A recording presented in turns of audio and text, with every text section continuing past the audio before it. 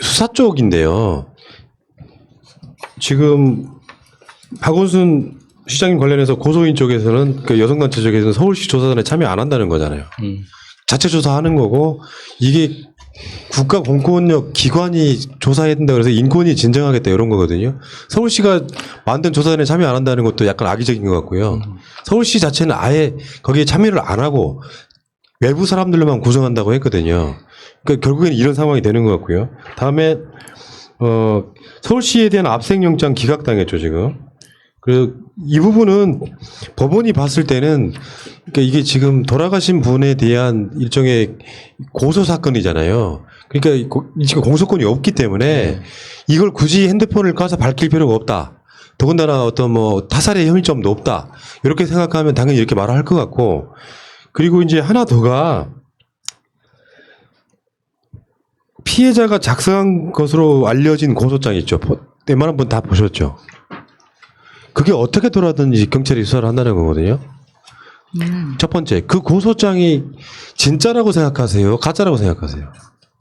글쎄, 저는 진짜 일리가 없다고 생각한 게, 그러니까 그걸로는 범죄 혐의가 드러나는 게 없더라고요.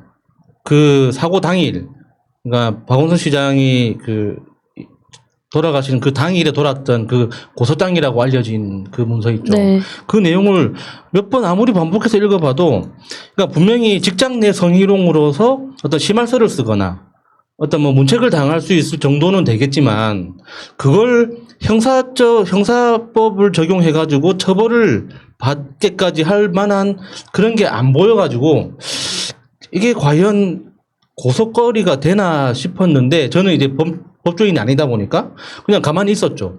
그런데 그걸 봤던 변호사들이 이제 방송에서나 팟캐스트에서 하는 이야기를 종합해보면 그 고소 내용이 다 사실이라고 하더라도 그걸로 기소도 어렵다고 하더라고요. 그래서 그런 기소도 안 되는 걸 가지고 과연 변호사가 그 고소장을 써가지고 대리를 했을까? 저는 그게 현실적으로 좀 아니라고 생각했거든요. 그러니까 나는 진짜라고 생각해요. 왜냐하면 그게 막 터져나온 시점이 어느 날 갑자기 누가 장문할 수 있는 게 아니에요. 그러니까 이거는 관계자나 당사자만 알 수 있는 내용들이 가까운데 이게 박원순 시장이 실종됐다고 하는 시점이 그게 터져나왔어. 돌아가시기 확인도 되기 전에. 그거는 이 고소인 측 등이 나는 언론 플레이에 이용했다고 생각을 하거든요. 미리 준비를 다 세팅을 해놓고. 그래, 지금 그게 집중적으로 배포된 그 사이트에 대한 뭐 압수영장이 발부됐다 이렇게 이야기하는데 나는 그런 점에서 뭐 사람들마다 생각이 다를 수 있겠습니다만 워낙 그들이 보기에는 거물이잖아요. 네. 근데 박원순 시장은 그거를 권력으로 막 무마하고 그럴 만한 인물이 저는 못 된다고 보고 차라리 본인이 그렇게 자기 결정을 해버리실 수 있다고 보는데 그 언론 플레이 이용하기 위해서 이미 터지자마자 그게 바로 그냥 뿌려버린 게 아닌가 이런 생각을 해봤거든요. 그렇게 구체적으로 어떤 사람이 창작에 쓸 수 있는 글이 아니죠. 그래서 짧은 시간에 쓰기는 어려운 글인 건 맞죠. 그런데 그 내용 하나하나가 그걸 형법상 어떤 처벌할 수 있는 근거로 삼을 수 있나 싶으면 그게 아니라는 거예요. 그러니까 말하자면요. 목적이 이야기가 나왔었잖아요. 네. 고소인은 사과받기로 냈다고. 달리 말하면 망신주기였어요. 목적이. 박원순 시장 망신주기. 그러면서 정치적 공세로서 오거돈도 그러더니 박원순도 그러냐. 그 계속 조리돌림하는 관계를 만들기 위한 그런 목적으로 이게 시작됐다고 보는 게 정확한 시점 아니겠습니까? 그러니까 그러면 박원순 시장님이 돌아가셨으면 거기서 멈췄어야 되는데 그걸 굳이 뿌렸죠. 그 상황이 되면 사실 박원순 시장님이나 고소인이나 모두 정쟁의 도구로밖에 되지 않는 상황에서 맞습니다. 고소인은 정신 차려야 됩니다. 변호인이 끌고 가는 대로 끌려갈 것인가. 본인은 2년 3개월밖에 근무를 안 했는데 계속 4년이라고 이야기하는 것, 부풀려서 이야기하는 것들들. 계속 이거는 고소인한테 마이너스가 되는 거예요. 그러니까 저는 개인적으로 고소인 진짜 걱정되는 게요. 이거 시간이 지난다고 사람들이 잊을 것 같죠. 당신 그냥 서울시청에서 근무하는 게 어려우니까 뭐 서울시에 있는 뭐 다른 구나 경기도 어떤 지자체 가가지고 근무하면은 사람들이 다 이런 척 모르고 잊혀질 것 같죠. 당신 기억 속에 남아요. 이게 사람이 죽은 일인데 그걸 어떻게 잊습니까?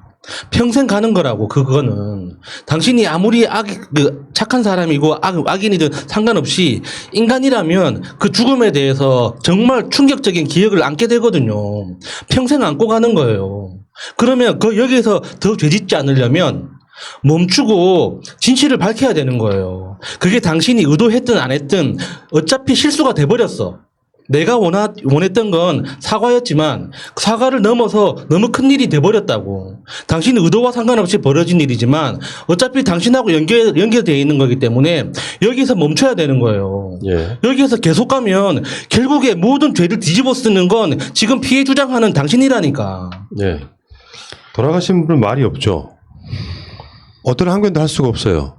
근데 그들이 자신들의 주장이 옳았음을 증빙하기 위해서 말은 세질 거고, 그렇잖아요. 고소장에가 들어가 있지 않은 내용이라도 이제 생각났다면서 또 다른 확인할 수 없는 피해들을 나열할 수도 있어요.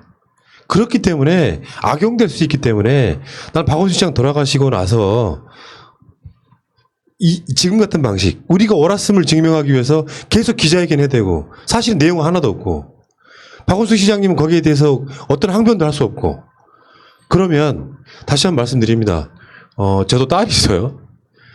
딸 입장만 생각하면 그게 일견 맞는 말일 수도 있는데 다시 한번 말씀드려요. 그게 내 문제일 수도 있고 우리 아버지의 문제일 수도 있습니다. 세상 누구도 한 가족 안에 아버지와 어머니와 아들과 딸이 있잖아요. 그런 관계에서 뭔가 합리적으로 인간적으로 끌어가는 것이 더 중요하지, 정치적 이벤트식으로 박원순 모욕주기라고 기획된 걸로 의심할 수밖에 없는 이 상황, 그리고 또 기자회견 해대면서 우리 같은 사람들이 뭔가 이상한데 하면 2차 가해. 대체 이게 말이 되는 겁니까? 말이 안 되는 거죠. 궁금하거나 단순하게 호기심, 우리 방송에 들어오셔가지고 그 사람 얼굴을 봤는데 뭐 예쁘든 안 예쁘든 이런 얘기 하시면 절대 안 되고요. 의미가 없는 소리야. 관심 있어도 보지 마. 그냥 한 사람이 있겠죠. 문제는 이 상황에 어찌어찌 하다 보니까 뭔가 이상하다. 니들이 주장하는 게 그게 서울특별시장에 돌아가실 정도 상황이었는지도 궁금하고, 어떤 과정을 통해서 이게 터뜨리려고 했는지도 궁금하고, 그걸 묻고 있는데 2차 가해. 이것은, 이런 독재는 대한민국에 있어서는 안 되는 거죠. 문재인 정부 같은 저쪽이 봤을 때 독재라고 말하는 거에 저쪽에 어떤 주장도 그냥 듣고 있잖아요. 말도 안 되는 소리를 하고 있어 지금.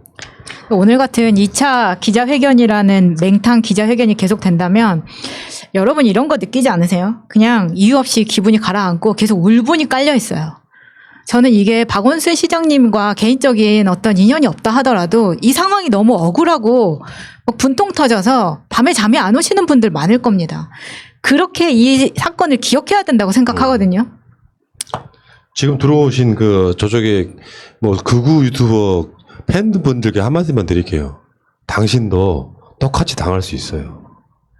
박원순 시장이 싫었더라도 객관적으로 사건을 바라볼 필요가 있습니다.